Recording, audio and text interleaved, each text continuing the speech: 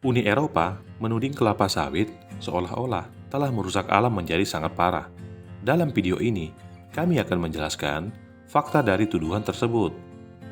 Kelapa sawit merupakan tumbuhan yang dibudidayakan di perkebunan untuk dapat menghasilkan buah, dan buah tersebut diolah untuk mendapatkan minyak nabati.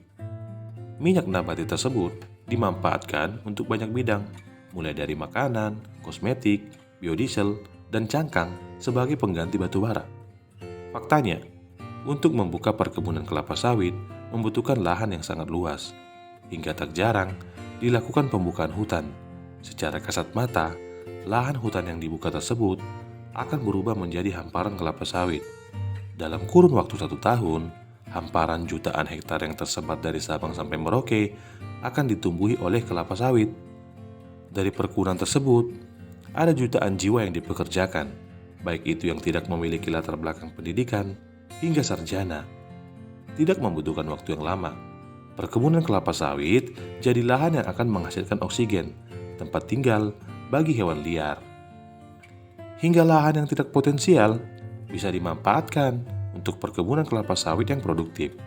Dan apabila tidak dikelola di suatu saat waktu, alam masih memiliki kesempatan untuk memperbaiki diri. Karena yang diubah kelapa sawit adalah lapisan atas, tidak sampai ke inti tanah.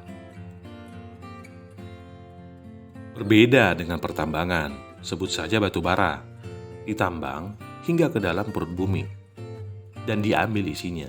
Selanjutnya akan digunakan untuk proses pembakaran, baik itu kebutuhan industri atau pembangkit tenaga listrik di berbagai negara Eropa.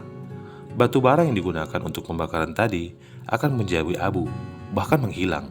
Efeknya adalah, pada areal pertambangan batu bara akan total menghancurkan hutan demi isi perut bumi, menyisakan lubang-lubang besar dan tanah tandus.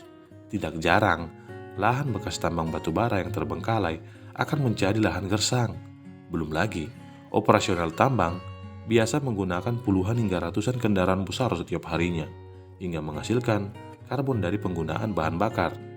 Kita pasti melihat dengan kasat mata, belum ada masyarakat kecil bisa menambang batu bara, karena seolah ini adalah diperuntukkan bagi pengusaha kaya raya dengan keuntungan triliunan rupiah. Dari fakta ini, jelas kita lihat dan nilai mana yang lebih merusak. Tapi, kenapa Uni Eropa seolah-olah buta terhadap permasalahan ini?